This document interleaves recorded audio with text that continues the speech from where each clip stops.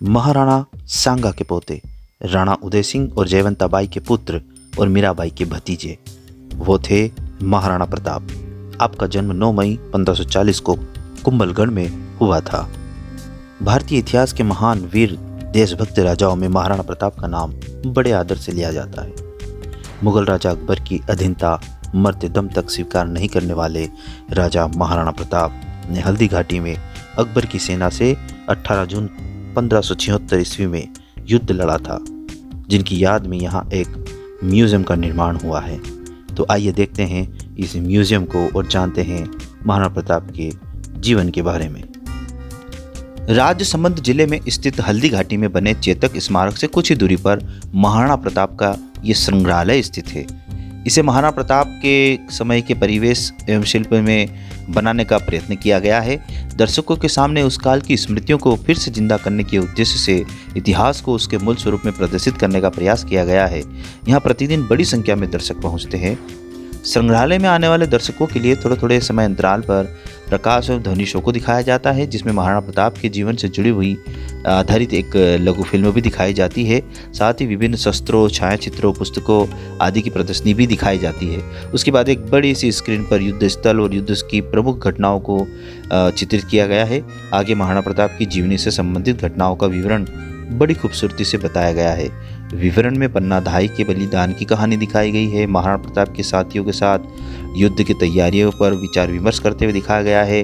राणा प्रताप का जंगल में निवास करना, घास की रोटी खाना और हल्दी घाटी युद्ध के समय एक पाव से घायल चेतक का बलिदान बड़ी खूबसूरती से यहाँ पर प्रदर्शित किया गया है। इस संग्रहालय को बनने के पीछे की जो कहानी है वो भी बड़ी रोचक है। इस संग्रहालय के संस्थापक मोहनलाल श्रीमाली जी पेशे से एक अध्यापक थे और इन्होंने स्वैच्छिक सेवानिवृत्ति लेकर अपनी पूरी कमाई, बचत, वीआरएस का एक पैसा, अपनी ज़मीन, अपने मकान को बेचकर उन्होंने जो पैसा इकट्ठा किया उससे इस संग्रहालय को बनाने में उन्होंने लगा दिया। धीरे धीरे परिस्थितियों ने फिर साथ दिया। कई अधिकारी इनके साथ आए।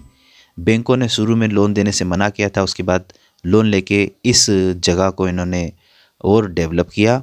संग्रहालय की ज़मीन को ये खरीदते गए और संग्रहालय को आज इस आकार में ये बना पाए।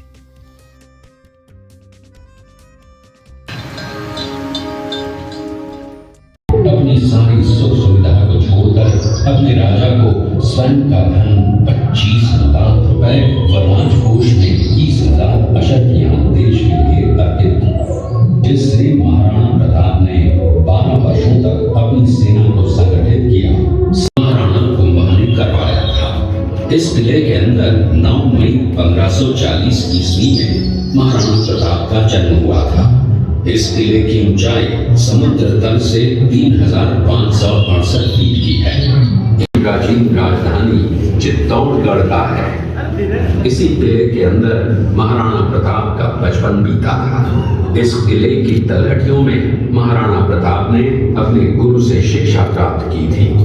ये किला 12 वर्ग किलोमीटर में फैला हुआ है। इस किले पर जब भी विदेशी आक्रांताओं ने आक्रमण किया और उस आक्रमण में कोई भी राजा व सैनिक वीर गति को प्राप्त कर लेते तो उनकी पत्नियां, वीरांगनाएं अपने सतीत्व की रक्षा करने के लिए जलती हुई अग्नि में कूद प्राणों को त्याग देती थी, जिसे हम जौहर कहते हैं। चित्तौड़गढ़ में 3 मुख्य बड़े जौहर हुए थे। प्रथम जौहर 1303 ईस्वी में रानी पद्मिनी ने 16,000 स्त्रियों, वीरांगनाओं के साथ जौहर किया था, सिर्फ अल्लाउद्दीन खिलजी के कारण। ये शेरपुर गांव का दृश्य है। अब्दुल रहीम खान खाना अजमेर का सूबेदार था। जब वो शेरपुर पहुंचा तब इसका पता कुंवर अमर सिंह को चला, जो महाराणा प्रताप के पुत्र थे। अमर सिंह ने शेरपुर छावनी पर अचानक आक्रमण कर दिया। उस आक्रमण में मुगल सेना में भगदड़ मच गई। मुगल सेना को अपनी छावनियों को छोड़कर भागना पड़ा। छावनियों के अंदर से लूटा हुआ माल व अब्दुल रहीम खान खाना, जिसकी बेगम आनी खान को बंदी बनाकर महाराणा प्रताप के सामने पेश किया गया। तब अमर सिंह पर महाराणा प्रताप क्रोधित हुए और कहा, जहां से इस नारी को बंदी बनाकर लाए हो इसे पुनः सहसम्मान लौटा कराओ। महाराणा प्रताप ने कहा, हमें नारी से कोई दुश्मनी नहीं है, हमें तो देश विद्रोहियों से दुश्मनी है जिन्होंने चारों तरफ आतंक फैलाया है। महाराणा प्रताप के आदेश का पालन करते हुए कुंवर अमर सिंह ने उस वर नारी को सहसम्मान छावनी तक पहुंचाया। इस प्रकार महाराणा प्रताप ने अपने क्षत्रिय राजपूत धर्म का पालन किया और पराई स्त्रियों को मां, बेटी और बहन का दर्जा दिया। ये है महाराणा प्रताप का चरित्र और नैतिक उदारता का परिचय। आप लोगों ने चित्तौड़गढ़ का दृश्य देखा। उसी किले के अंदर की ये घटना है। मेवाड़ की एक ऐसी मां थी जिसने अपने पुत्र का बलिदान देकर राजवंश की रक्षा की थी। उस मां का नाम पन्नाधाय था। पन्नाधाय जाति से गुर्जर थी। वो एक राजकुमार की धाई मां थी।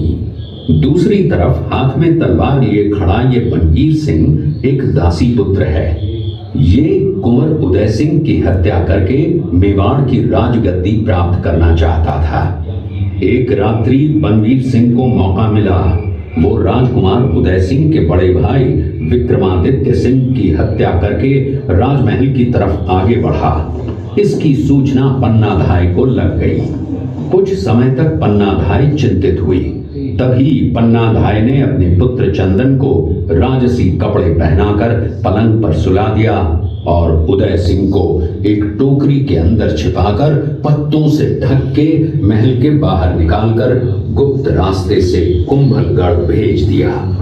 बनवीर सिंह जब तलवार लेकर राजकक्ष में आया तो उसने पन्नाधाय से कड़क आवाज में उदय सिंह के लिए पूछा तो पन्नाधाय ने चंदन की तरफ इशारा किया। बनवीर ने चंदन को उदय सिंह समझकर चंदन की हत्या कर दी और ये समझने लगा कि मैंने राजकुंवर उदय सिंह को मार दिया। वही राजकुंवर बड़े होकर राजा बने और अपने नाम का उदयपुर नगर बसाया जो यहाँ से 40 किलोमीटर दूर है। और उन्हीं के पुत्र महाराणा प्रताप हुए जिन्होंने हल्दी घाटी का युद्ध लड़ा और आज हम लोग उनका इतिहास यहाँ पर देख रहे हैं।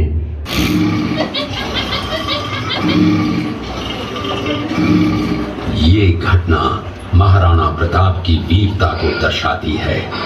एक समय नरभक्षी बाघ का आतंक छाया हुआ था। महाराणा प्रताप ने उस बाघ का शिकार कर उस बाघ को मार डाला। ये घटना महाराणा प्रताप की वीरता की प्रतीक है।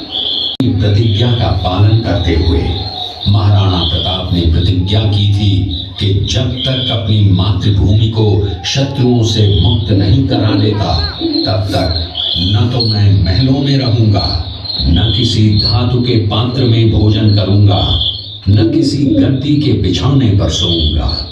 पत्ते ही भोजन के पात्र होंगे, जमीन ही बिछौना होगा। इस प्रतिज्ञा का पालन उन्होंने 21 वर्षों तक जंगलों में रहकर किया।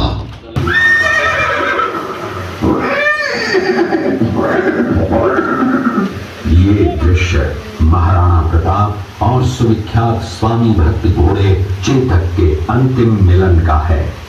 हल्दी घाटी युद्ध के बाद चेतक घोड़े ने 22 फीट के एक बरसाती नाले को पार किया। ये उसी समय का दृश्य है।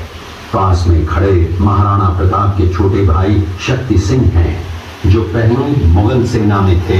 बाद में वो महाराणा प्रताप की तरफ आए, माफी मांगी और अपना घोड़ा महाराणा प्रताप को दिया। अब चलते हैं हम हल्दी घाटी के उस दर्रे की ओर जहां पर युद्ध लड़ा गया था अकबर और महाराणा प्रताप की सेना के बीच।